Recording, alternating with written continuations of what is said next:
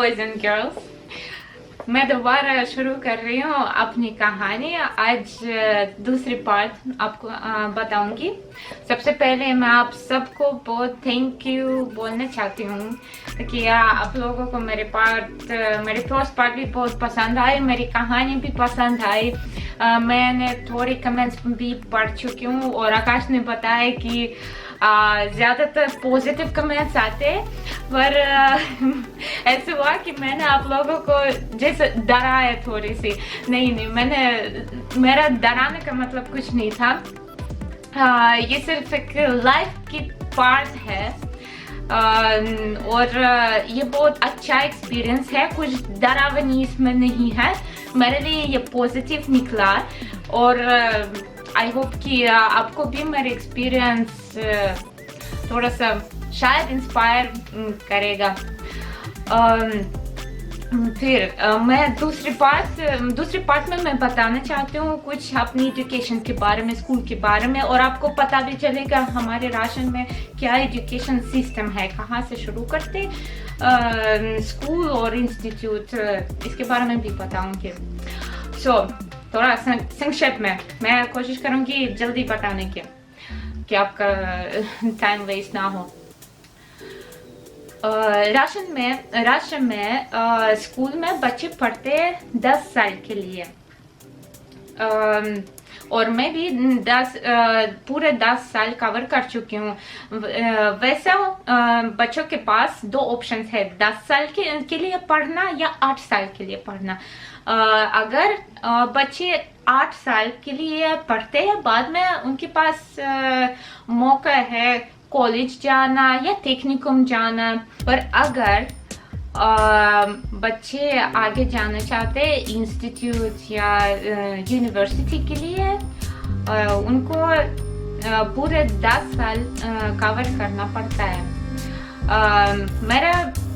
मेरा टारगेट था यूनिवर्सिटी जाना, क्योंकि मेरे पेरेंट्स पढ़ चुके, हाई एजुकेशन दोनों के पास है। मेरे पापा अपने शहर में, जो अरियोल शहर है, पापा का नाम एकदम बोर्ड पे लिखा, उस यूनिवर्सिटी के बोर्ड पे लिखा कि वो बेस्ट स्टूडेंट्स में से एक था।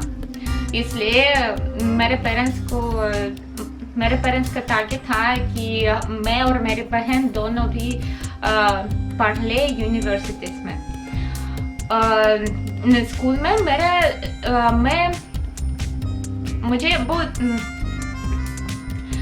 में मुझे जानवर का शौक था और मैं ज़ूलॉजिस्ट बनना चाहती थी।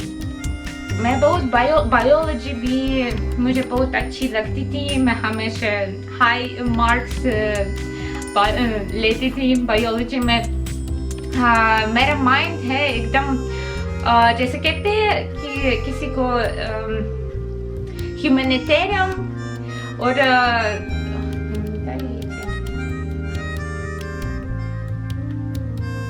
ये भी आकाश कट करेगा।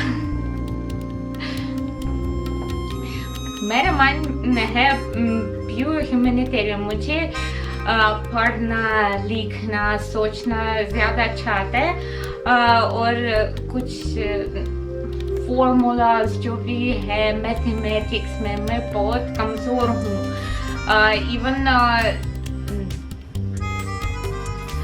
इवन फिजिक्स में, जब तक फिजिक्स में मैं थ्योरी पढ़ती थी, थियोरी में मैं हमेशा सबसे हाई स्कोर लेती थी। पर जब कुछ फॉर्मूलाज लिखना, कुछ सोल्व करना था, मैं बहुत मेबी 7 मार्क्स, मतलब हमारे मैक्सिमम मार्क्स है 5, तो और मिनिमम है 2 मीन्स बैड, 1 मीन्स ऑफुल। सो मैं हमेशा चाहती थी ज़ूलॉजिस्ट बनना। मैं पढ़ती थी बायोलॉजी और लैंग्वेज का मेरे को शौक कभी नहीं था। पर 9th क्लास स्कूल ईयर में मुझे बहुत पसंद आया एक alternative rock band Linkin Park. मैं एकदम फैन बन गई। यहाँ सारे पोस्टर्स मैंने लगाया अपने दीवार पे। और मैं ट्रांसलेशन कर रही थी। तब से मैंने ट्रांसलेशन करना शुरू किया इंग्लिश से राशन में, क्योंकि मैं समझना चाहती थी कि वो लोग किस चीज़ के बारे में गाते थे, मीनिंग क्या है, मतलब क्या है। फिर मैं सीख रही थी, मैं याद कर रही थी सारे गाना, मैं गाती थी सारे गाने। और फिर मेरे समझ में आ गए कि अब मुझे इंग्लिश सीखना है, मुझे इंग्लिश पसंद है, पर नॉलेज बिल्कुल नहीं थी। इवन ना कोई पास्ट, फ्यूचर, टेंस, कंटिन्यूस, मैं कुछ नहीं जानती थी। मुझे गिनती भी नहीं आती थी अच्छी तरह से, क्योंकि हमेशा मैं सोचती थी स्कूल में नहीं इंग्लिश की मुझे ज़रूरत नहीं है। और एक लास्ट ईयर था जब मुझे इंग्लिश सीखने के लिए, और मैंने डिसाइड किया कि मैंने पेरेंट्स को बताया कि आप मैं ज़ूलॉजिस्ट बनना नहीं चाहती हूँ, मुझे बायोलॉजिकल यूनिवर्सिटी कहीं भी जाना नहीं है, मैं इंटरप्रेटर बनना चाहती हूँ, इंग्लिश टू रशियन। ओके, पर मेरे पास सिर्फ 1 साल है ऑलमोस्ट 0 से सीखने के लिए। फिर मैंने पूरा टाइम दे दिया इंग्लिश सीखने के लिए, पूरा समर में ट्यूशन ले ली, कई किताब टेस्ट मैं लिख रही थी। सब लोग बच्चे घूम रहे थे, समर में एंजॉय कर रहे थे, पर मैं पढ़ रही थी, क्योंकि मुझे इंस्टीट्यूट में एडमिशन लेना ज़रूरी था। फाइनली जब उस हॉलीडेज की बात, मैं बोल रही हूँ अभी समर हॉलीडेज के बारे में, जो जून से अगस्त तक है, 3 महीने की, जून, जुलाई, अगस्त, फिर सितंबर तक है। जब मैं वापस स्कूल आ गई तब मैं एकदम नंबर 1 आ गई इंग्लिश में। तो मेरे 2 फेवरेट सब्जेक्ट्स बचे थे, बायोलॉजी और इंग्लिश। फाइनली हाँ, I succeeded. मैंने पास किया। वहाँ मिनिमम लेवल थी शायद 14 पॉइंट्स कुछ वो इंस्टीट्यूट पास करने के लिए, और मैंने 15 ले लिया, 15 ले लिया पॉइंट्स, पर मैं पास हो गई।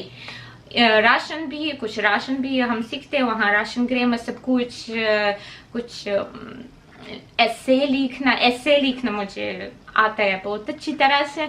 मैंने एक बार किताब लिखने की शुरू की, कुछ कहानियाँ, इससे कुछ रिपोर्ट्स लिखना मुझे बहुत अच्छी तरह से आता है। बोलना नहीं आता है, पर लिखना मैं कुछ भी लिख सकती हूँ। मेरे पास हो गया। ऑफ कोर्स मुझे थोड़ा मुश्किल लगा शुरू से, क्योंकि लोग शायद 1st क्लास से पढ़ते थे, इंग्लिश सीख रहे थे, और मैं सिर्फ 1 साल लगा, 1 साल से सीख रही थी, और कितना मैं सीख सकती थी। पर फिर भी वो गुड एक्शन 7 मार्क्स के बिना मैंने पूरा अपनी यूनिवर्सिटी, मेरा ब्लू डिप्लोमा, हाँ एक्सेलेंट भी नहीं है, पर मैं कर सकती थी, एक्सेलेंट भी कर सकती थी। मैंने 5 साल के लिए पढ़ा, मैं पढ़ चुकी हूँ 5 साल के लिए मॉस्को एविएशन इंस्टीट्यूट। मेरे प्रोफेशन है एविएशन इंटरप्रेटर, इंग्लिश, रशियन और जर्मन भी, क्योंकि वहाँ दूसरी भी लैंग्वेज हम चूज कर सकते थे। मैंने चूज किया जर्मन, क्योंकि मेरे पापा ने जर्मन सीखा। मुझे लाइफ में जर्मन की ज़रूरत नहीं पड़ी, कभी नहीं पड़ी, पर थोड़ी सी नॉलेज बची है। Ja, ich spreche ein wenig Deutsch auch। ये मैंने बताया कि मैं थोड़ा सा जर्मन भी बोलती हूँ। जिसको आती है जर्मन आप समझ लेंगे। So I'm a professional linguist, interpreter, Russian to English। Hindi मैंने बाद में सीखी, वो मैं थोड़ा बाद में बताऊंगी, क्योंकि वो मेरे प्रोफेशन से भी जुड़ी है। क्योंकि इंस्टीट्यूट के बाद मैंने मीग कॉर्पोरेशन, मीग जो एयरक्राफ्ट कॉरपोरेशन MiG-29। अब हिंदुस्तानी लोगों को पता है MiG-29 के बारे में, तो वहाँ कुछ अपग्रेड प्रोग्राम थी। इंडियन एयरफोर्स के लोग आए थे यहाँ, और कुछ स्टूडेंट्स को चुना गया था उस हमारी यूनिवर्सिटी से, और हम उन लोगों के लिए ट्रांसलेट कर रहे थे।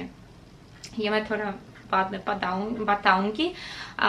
तो आज के व्लॉग में मैं बताना चाहती हूँ कि अगर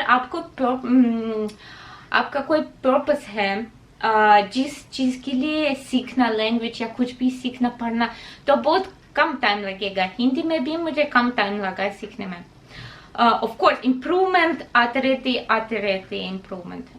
जितना मैं सीख चुकी हूँ इंग्लिश या हिंदी, मैं अभी तक सीख रहा हूँ।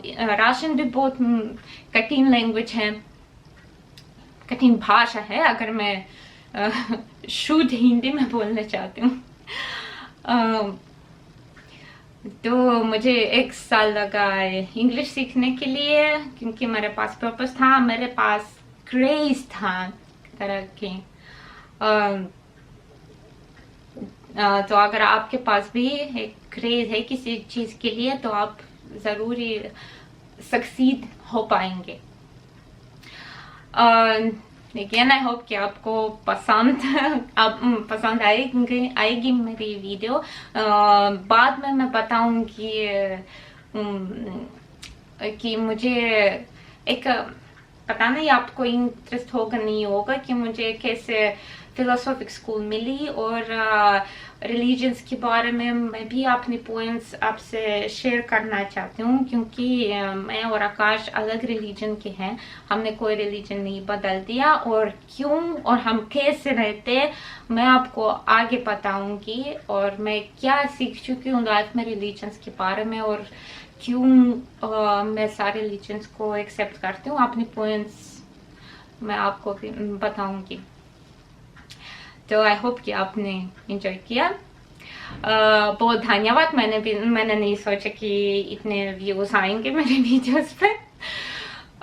और कुछ लोग कमेंट्स मैंने पढ़ा, कुछ लोग नेगेटिव कमेंट्स दूसरे वीडियोस पे देते। कुछ लोग विश्वास नहीं करते कि कहाँ से पैसा आते घूमने के लिए, पर मैं कहना चाहती हूँ कि आकाश खुद कमाते है। कि कुछ लोग लिखते हैं कि कहाँ से पैसों की भूखा है, कुछ ये वो। आकाश खुद कमाते हैं हमारी फैमिली के लिए, जितना कमाते इतना ही हम खुद ही स्पेंड करते हैं, किसी मदद के बिना। अपने पेरेंट्स को भी वो खुद अपने आप मदद करता है, और मैं इसकी बहुत आभारी हूँ, वेरी ग्रेटफुल। और अगर कुछ पॉइंट्स रह गए तो वो भी हम क्लियर करेंगे। मैं सारे कमेंट्स पढ़ नहीं पाती हूँ, पर आकाश पढ़ता है और वो बताएगा कि मुझे क्या क्या कहना है। और जिसको मैंने डराया पहले पार्ट में, सॉरी, माफ कीजिए। पर डरावनी स्टोरी भी बहुत इंटरेस्टिंग टॉपिक है, आपको नहीं लग रहा है? कुछ शेयर भी कर सकते हैं। रिसेंटली कुछ साल पहले हमारे इसी घर में कुछ हुआ था मेरे साथ, आकाश के साथ और मेरे बहन के साथ। कुछ डरावनी स्टोरी बता सकते हैं अगर आपको इंटरेस्टिंग है, पर प्लीज डरना मत। भूत से डरना मत, भूत कुछ नहीं है, इंसान से डरना होता है। चलो फिर मिलते हैं, बाय बाय, до свидания. Yeah, yeah.